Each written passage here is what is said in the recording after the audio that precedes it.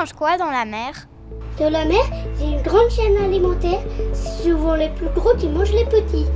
Toute la vie commence par le plancton. Ce sont tous les petits organismes qui dérivent dans la mer. Parfois, ils sont invisibles à l'œil nu. C'est parti sur notre petit bateau de voyage. On profite de conditions calmes pour faire encore un relevé de plancton.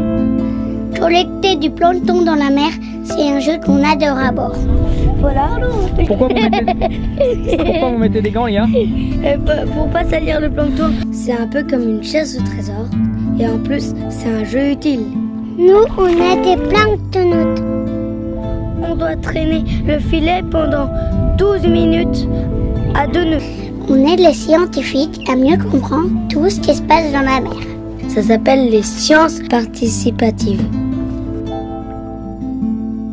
Les animaux marins dépendent les uns des autres. Ils forment entre eux une sorte de chaîne de survie. C'est la chaîne alimentaire. À la base de cette chaîne, il y a le plancton.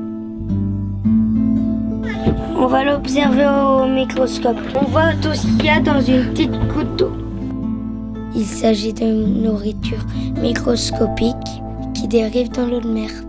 Le plancton peut être végétal, on l'appelle alors phytoplancton, ou bien animal, et on l'appelle zooplancton.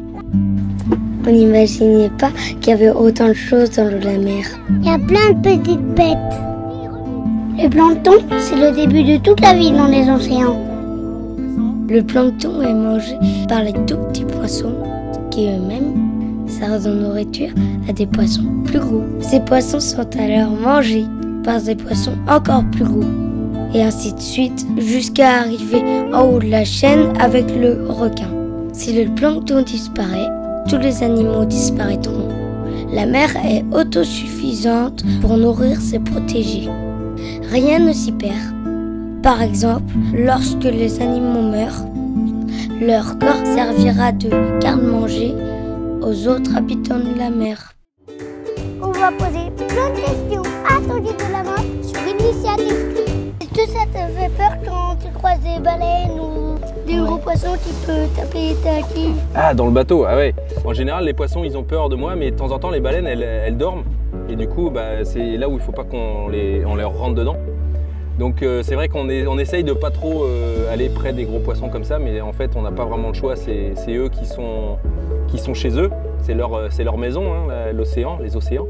Donc on essaye de les éviter quand on les voit.